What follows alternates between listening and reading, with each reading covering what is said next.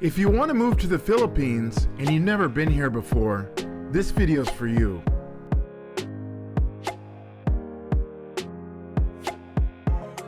Hi YouTube, this is Jason.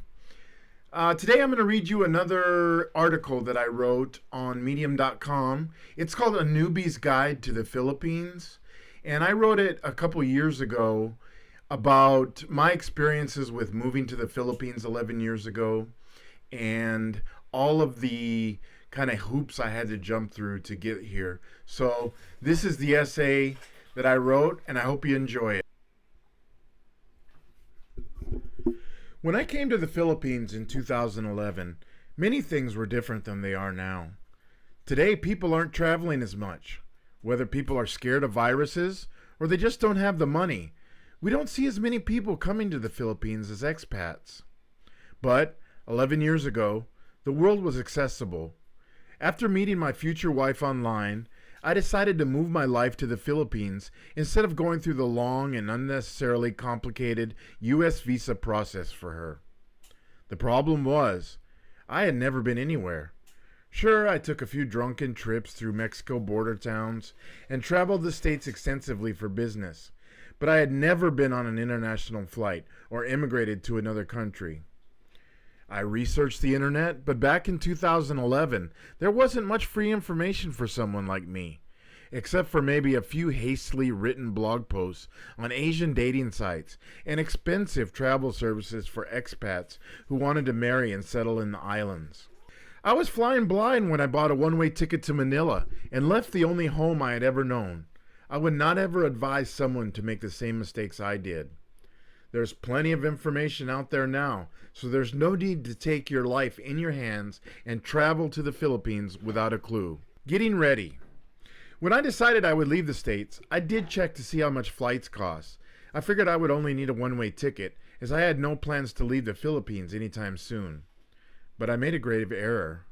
The first place you should go is the Philippine Department of Foreign Affairs and find out the requirements to get a tourist visa.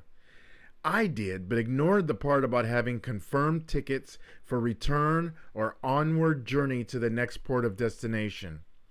I found out that when I arrived at my first layover in San Francisco and spent some terrifying hours sitting in the airport hallway with my laptop trying to secure a throwaway ticket.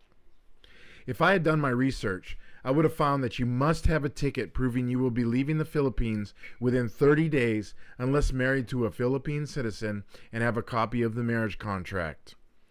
Even if you plan on staying longer than a month or moving there and planning on getting a permanent visa, you must have an exit plan. What I did eventually was get a ticket from Manila to Singapore, which was thankfully not more expensive than my shrinking bank account could afford. I canceled the flight later. I got flight credit, which I used later when I started traveling around the archipelago. The next thing I had no clue about was communications. In 2011, all I had was a flip phone that I bought because it would have worked internationally. I wanted a backup in case of an emergency, or I couldn't use the Wi-Fi on my laptop. I did need to use the phone in Japan, but of course it didn't work. But I did figure out how to use the payphone at the Tokyo airport using my credit card, so it was okay. Nowadays, everyone has a smartphone, and Wi-Fi is easy to find and universal no matter where you go. I even found Wi-Fi in a small airport in Taipei on a recent trip, so these days it's not much of a worry. Sometimes you can even find flights with free Wi-Fi and charging ports, so it's not that difficult to stay connected. When you arrive in the Philippines, you can buy a SIM card for your international phone or find a cheap burner phone to get you by when you don't have Wi-Fi access. Don't count on always finding Wi-Fi because there are still many places without, especially if you will be in the provinces. Bring some backup underwear. I made some grave errors when it came to clothing. First off, I'm a big guy, big and tall. You'll find most clothing here is fitted to accommodate a smaller stature person, and the big and tall sections are few and far between. Forget about finding underwear. Thankfully, I did bring a big suitcase, but the clothing wasn't suited for the tropical climate. I had dark, heavy fabrics, jeans and pants, bulky shoes, and thick socks. These worked fine for a while, but once you spend a few days sweating and uncomfortable, you'll start looking for t-shirts and shorts.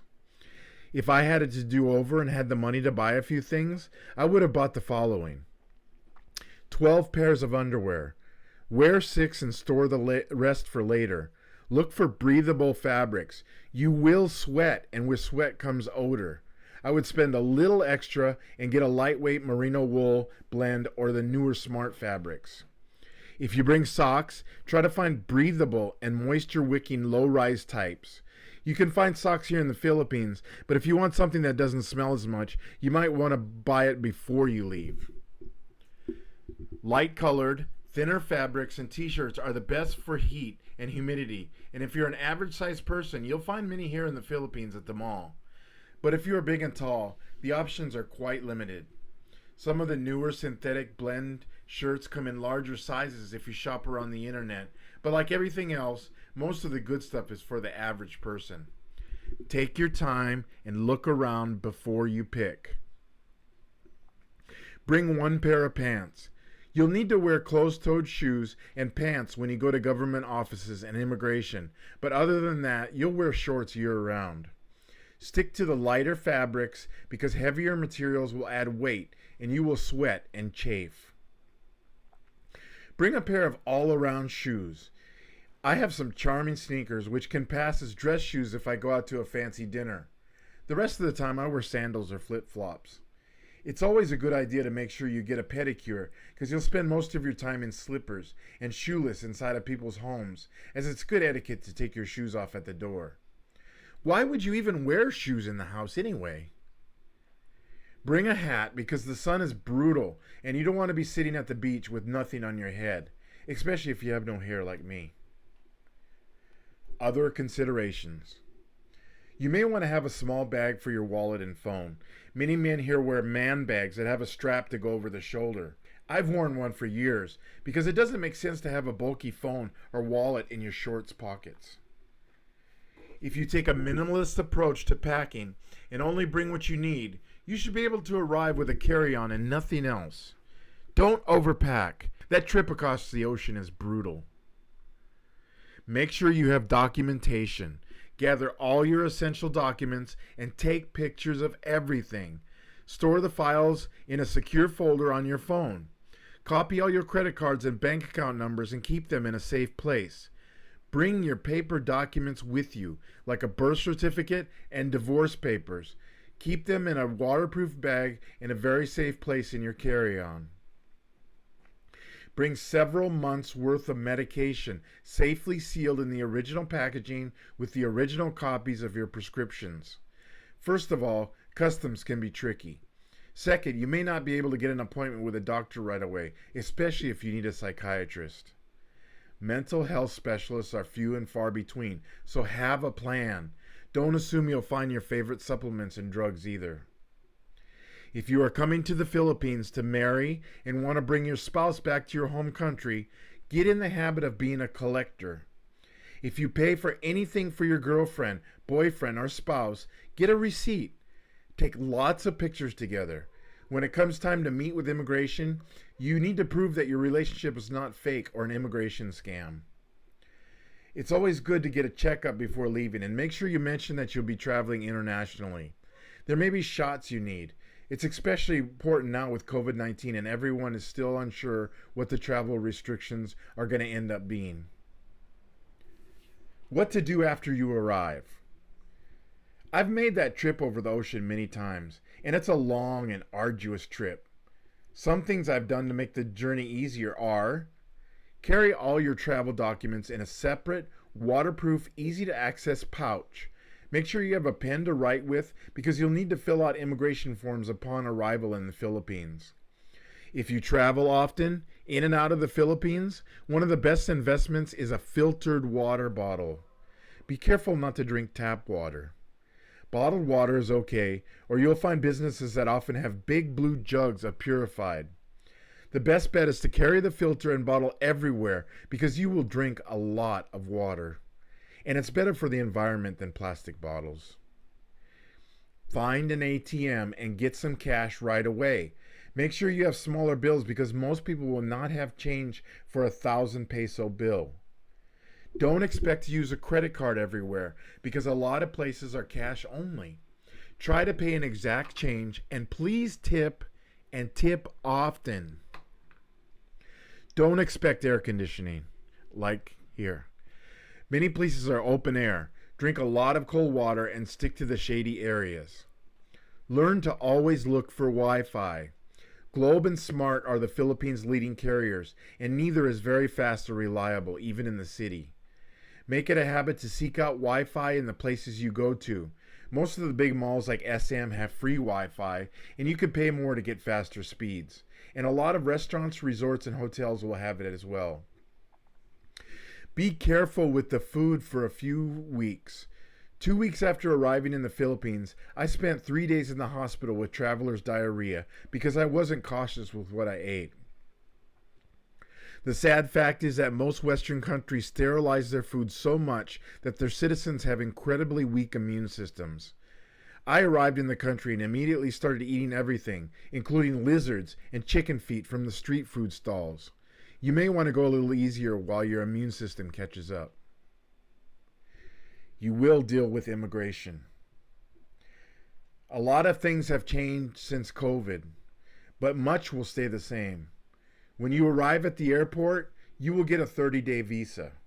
After 30 days, you can get an extension with good reason. If you're going to stay a little bit longer, you need to get an I-card, which can be a bit expensive, but after that you can usually get 2 to 6 month extensions up to 3 years. After 3 years, if you're on a tourist visa, you'll have to leave the country and return. Your best bet is to get a permanent resident visa if you plan on staying with your spouse in the Philippines. The process is a bit tricky. You need a background check and all your documents have to be perfect. After all this time, I still have a tourist visa because my name on my marriage contract and my passport don't match, and I've been hitting roadblocks trying to get the error fixed. There's a lot of red tape when dealing with the government, but do yourself a favor when dealing with it. Don't be a jerk. Don't let your privilege and entitlement cause you to be an asshole to these hardworking government employees. They are just doing their jobs. Just because you have to wait a few hours to get a document does not entitle you to treat people like dirt. The Philippines is not your country. I've been here a long time, and I've seen many foreigners come and go. Yes, there will be times when you get irritated because they don't do things the same way you do in your home country. You cannot and should not expect everyone else to bend over backwards for you. Nothing is the same in the Philippines. Things take longer, and the traffic is brutal in the cities. Especially now that COVID has affected everything, you can expect that anything you do, from traveling by car to going to the grocery store, will be more complicated. Don't treat the Filipino people like crap because you feel you should be getting better treatment than everyone else. Get over yourself. You will have so much more fun if you treat everyone you meet like a superstar and smile often. Don't be that miserable old white man or woman sitting in the corner screaming that the beer isn't cold. Here, we put ice in our beer if it isn't chilly. The Philippines is a developing country, so don't go everywhere trying to get a discount or free lunch. I'm looking at you, travel influencers. Pay full price, and for gosh sakes, tip. Tip everyone you meet, from your waitress to the guy who helps you back out of the parking spot. Most people won't expect a tip, but you should always offer it out of the goodness of your heart. Adapt to the Philippines or leave. Life is good. The longer you spend in the Philippines, the better it gets. There is so much to explore and countless beaches to walk. There is so much untouched beauty, and the people of the Philippines are kind and generous. If you are planning on staying for a while, treat the Philippines like something precious. Treat the people like family and the environment like you own it. There are issues with things like poverty and trash, but every country you go to has its own set of unique problems. Accept the Philippines for what it is and what it is not. Have fun and pick up after yourself. Be kind to everyone you meet and you'll have a much better time of it. Drink strong beer and eat street food. Eat seafood on the beach and dance the night away in the discos that pop up everywhere. Respect everyone and everything. And for gosh sakes, enjoy yourself. Okay, as you can tell, I'm drenched head to toe with sweat. I told you about the problem with the air conditioner in here. Oops, can't hear me. I told you about the problem with the air conditioner in here. No air conditioning, no fan because it's loud. I know you heard the dogs barking back there. I know you heard a little bit of noise here and there, but I hope it didn't make you so you didn't enjoy this article that I wrote just for the people that'll be coming to the Philippines as expats or travelers, or just if you're going to come for a week. Treat the Philippines like it's your home. You'll have a much better time. See you later. Have a good day.